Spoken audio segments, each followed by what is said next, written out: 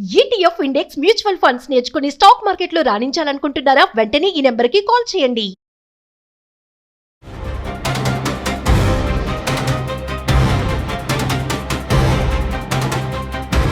నమస్కారం అండి. నేను మీ నండి రవికుమార్ని.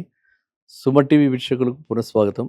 చాలామంది అడుగుతున్నారు, ఈపీఎఫ్ విత్డ్రాయల్స్ ఎవరైతే ఈపీఎఫ్లో బ్యాలెన్స్ ఉంటుందో దాన్ని విత్డ్రా చేస్తే దానివల్ల వచ్చే లాభాలేంటి, నష్టాలేంటి, విత్డ్రా చేసి ఇల్లు కట్టుకోవచ్చా, ఏమంటే ఈ ఈపీఎఫ్లో విత్డ్రా చేయడానికి దేర్ ఆర్ సపరేట్ ప్రొవిజన్స్ ఉన్నాయి. ఆ ప్రొవిజన్స్ ప్రకారంగా మనకి హెల్త్ బాగాలేనప్పుడు, ఎమర్జెన్సీస్లో అండ్ ఇంక్లూడింగ్ హౌసింగ్ పర్పస్ కూడా వాళ్ళు ఎలిజిబిలిటీ క్రైటీరియా ఇచ్చారు. అయితే ఇక్కడ మనం తెలుసుకోవాల్సింది ఏంటంటే, as a banker, as a economist, financial అనలిస్ట్గా నేను చెప్పేది ఏంటంటే, ఇక్కడ తెలుసుకోవాల్సింది ఏంటంటే, ఇంట్రెస్ట్ ఇక్కడ సేవ్ చేస్తున్న అమౌంట్ మీద మనకి ఇంట్రెస్ట్ ఎంత వస్తుంది? Interest rate 8.25%. 8.25% ఇంట్రెస్ట్ క్యారీ చేస్తూ అది కాంపౌండ్ అవుతూ ఎష్యూడ్ ఇంట్రెస్ట్ అయ్యుండి, గవర్నమెంట్ది కదా, ఎష్యూడ్ ఇంట్రెస్ట్ అయ్యుండి వస్తున్నటువంటి ఒక అమృత ధార ఈపీఎఫ్ అన్నది ఎంప్లాయీస్కి అది ఒక ప్రావిడెంట్ ఫండ్, ప్రొటెక్షను, రక్షణ, వృద్ధాప్యంలో వాళ్ళకి పనికొచ్చేటువంటి ఒక భవిష్య నిధి. తెలుగులో చెప్పాలంటే ప్రావిడెంట్ ఫండ్, భవిష్య నిధి. అలాంటి ఫండ్లో నుంచి తీసి ఇల్లు కట్టుకోవాల్సినంత అవసరం మనకేంటి? బ్యాంకు లోన్ కనుక మనకి ఎలిజిబిలిటీ ఉంటే, మనం కట్టే ఇంటికి అన్ని పర్మిషన్స్ ఉంటే బ్యాంకు లోన్ వస్తుంది. అలా బ్యాంకు లోన్ తీసుకుంటే మనకు పడేది లెస్ దాన్ 8.25%, 7.6, 7.8 ఇలా రకరకాల loan to value ratio, LTV ratio మీద బేస్ అయ్యి బ్యాంకు వాళ్ళు మనకి లోన్ ఇస్తారు. ప్లస్ అది కూడా 30 ఇయర్స్కి ఇస్తున్నారు. ఇప్పుడు ఇదివరకు అయితే 20 ఇయర్స్ ఉండేది, 25 ఉండేది, ఇప్పుడు 30 ఇయర్స్ చేశారు. And repayment period up to 70 years చేస్తున్నారు. సో కాబట్టి మనము ఎవరైతే ఎలిజిబిలిటీ ఉందో, నేను మరీ చెప్తున్నా, ఎవరికైతే ఎలిజిబిలిటీ ఉందో వారు మీరు తప్పక బ్యాంకు లోన్ తీసుకోండి. బ్యాంకు లోన్ కాదనుకుని ఈపీఎఫ్ నుంచి ఫండ్స్ విత్డ్రా చేసుకోకండి. ఇది మన లాంగ్ టర్మ్లో చూసినట్టయితే ఈ రెండింటి మధ్యన డిఫరెన్స్ ఉన్నటువంటి 0.75% డిఫరెన్స్ చూసినట్టయితే, మనము బ్యాంకుకి 20 ఏళ్లలో 2 రెట్లు కడితే ఈపీఎఫ్ వల్ల మనకు పోయేది 3 రెట్లు అనమాట.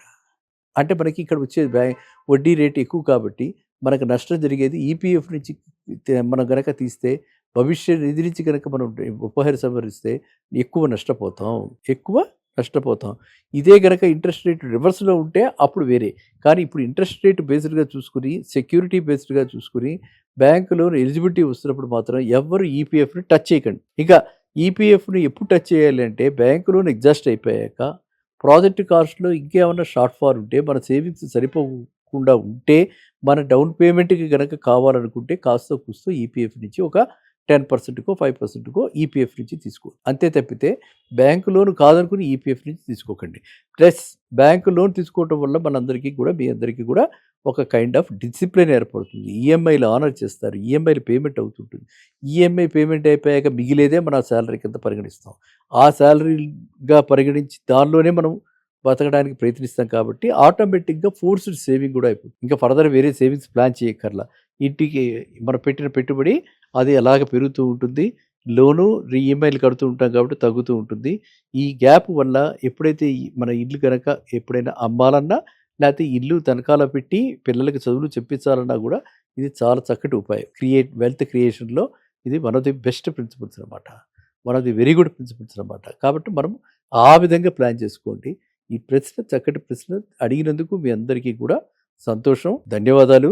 అండ్ ఈపీఎఫ్ ఇంకా సరళీకృతం కాబోతోంది. ఈపీఎఫ్ రూల్స్ చాలా ఎక్కడికక్కడ మారుస్తున్నారు. వాళ్ళు మన లింక్డ్ మొబైల్ ఈపీఎఫ్ అకౌంట్లో ఉంటే మీరు క్లెయిమ్ చేసుకోకపోయినా కూడా మీ అకౌంట్లోకి ఈపీఎఫ్ వచ్చేసే ఆస్కారం కూడా ఉంది. కాబట్టి అందరూ కూడా ఈపీఎఫ్ ఎవరైతే హోల్డర్స్ ఉన్నారో, ఎవరైతే ఎంప్లాయీస్ ఈపీఎఫ్ కంట్రిబ్యూట్ అవుతూ వెళ్తుందో వాళ్ళంతా కూడా అప్పటికప్పుడు ఈపీఎఫ్ వస్తున్నటువంటి చేంజెస్ని మీరు అవేర్నెస్ని పెంచుకుంటూ అది మీ దీనిలో పెట్టుకోండి. సరేనా? చాలామంది అడుగుతున్నారు, ఈపీఎఫ్ విత్డ్రాయల్స్ ఎవరైతే ఈపీఎఫ్లో బ్యాలెన్స్ ఉంటుందో దాన్ని విత్డ్రా చేస్తే దానివల్ల వచ్చే లాభాలేంటి, నష్టాలేంటి, విత్డ్రా చేసి ఇల్లు కట్టుకోవచ్చా, ఏమంటే ఈ ఈపీఎఫ్లో విత్డ్రా చేయడానికి దేర్ ఆర్ సపరేట్ ప్రొవిజన్స్ ఉన్నాయి. ఆ ప్రొవిజన్స్ ప్రకారంగా మనకి హెల్త్ బాగాలేనప్పుడు, ఎమర్జెన్సీస్లో అండ్ ఇంక్లూడింగ్ హౌసింగ్ పర్పస్ కూడా వాళ్ళు ఎలిజిబిలిటీ క్రైటీరియా ఇచ్చారు. అయితే ఇక్కడ మనం తెలుసుకోవాల్సింది ఏంటంటే, as a banker, as a economist, financial అనలిస్ట్గా నేను చెప్పేది ఏంటంటే, ఇక్కడ తెలుసుకోవాల్సింది ఏంటంటే, ఇంట్రెస్ట్ ఇక్కడ సేవ్ చేస్తున్న అమౌంట్ మీద మనకి ఇంట్రెస్ట్ ఎంత వస్తుంది? Interest rate 8.25%. 8.25% ఇంట్రెస్ట్ క్యారీ చేస్తూ, అది కాంపౌండ్ అవుతూ, ఎష్యూర్డ్ ఇంట్రెస్ట్ అయ్యుండి, గవర్నమెంట్ది కదా, ఎష్యూర్డ్ ఇంట్రెస్ట్ అయ్యుండి వస్తున్నటువంటి ఒక అమృత ధార ఈపీఎఫ్ అన్నది. ఈపీఎఫ్ అన్నది ఎంప్లాయీస్కి అది ఒక ప్రావిడెంట్ ఫండ్, ప్రొటెక్షను, రక్షణ, వృద్ధాప్యంలో వాళ్ళకి పనికొచ్చేటువంటి ఒక భవిష్య నిధి. తెలుగులో చెప్పాలంటే ప్రావిడెంట్ ఫండ్, భవిష్య నిధి. అలాంటి ఫండ్లో నుంచి తీసి ఇల్లు కట్టుకోవాల్సినంత అవసరం మనకేంటి? బ్యాంకు లోన్ కనుక మనకి ఎలిజిబిలిటీ ఉంటే, మనం కట్టే ఇంటికి అన్ని పర్మిషన్స్ ఉంటే బ్యాంకు లోన్ వస్తుంది. అలా బ్యాంకు లోన్ తీసుకుంటే మనకు పడేది లెస్ దాన్ 8.25%, 7.6, 7.8 ఇలా రకరకాల loan to value ratio, LTV ratio మీద బేస్ అయ్యి బ్యాంకు వాళ్ళు మనకి లోన్ ఇస్తారు. ప్లస్ అది కూడా 30 ఇయర్స్కి ఇస్తున్నారు. ఇప్పుడు ఇదివరకు అయితే 20 ఇయర్స్ ఉండేది, 25 ఉండేది, ఇప్పుడు 30 ఇయర్స్ చేశారు. And repayment period up to 70 years చేస్తున్నారు. సో కాబట్టి మనము ఎవరైతే ఎలిజిబిలిటీ ఉందో, నేను మరీ చెప్తున్నా, ఎవరికైతే ఎలిజిబిలిటీ ఉందో వారు మీరు తప్పక బ్యాంకు లోన్ తీసుకోండి. బ్యాంకు లోన్ కాదనుకుని ఈపీఎఫ్ నుంచి ఫండ్స్ విత్డ్రా చేసుకోకండి. ఇది మన లాంగ్ టర్మ్లో చూసినట్టయితే ఈ రెండింటి మధ్యన డిఫరెన్స్ ఉన్నటువంటి 0.75% డిఫరెన్స్ చూసినట్టయితే, మనము బ్యాంకుకి 20 ఏళ్లలో 2 రెట్లు కడితే ఈపీఎఫ్ వల్ల మనకు పోయేది 3 రెట్లు అనమాట. అంటే మనకి ఇక్కడ వచ్చేది వడ్డీ రేటు ఎక్కువ కాబట్టి మనకు నష్టం జరిగేది ఈపీఎఫ్ నుంచి మనం గనక తీస్తే, భవిష్య నిధి నుంచి కనుక మనం ఉపసంహరిస్తే ఎక్కువ నష్టపోతాం. ఇదే గనక ఇంట్రెస్ట్ రేట్ రివర్స్లో ఉంటే అప్పుడు వేరే.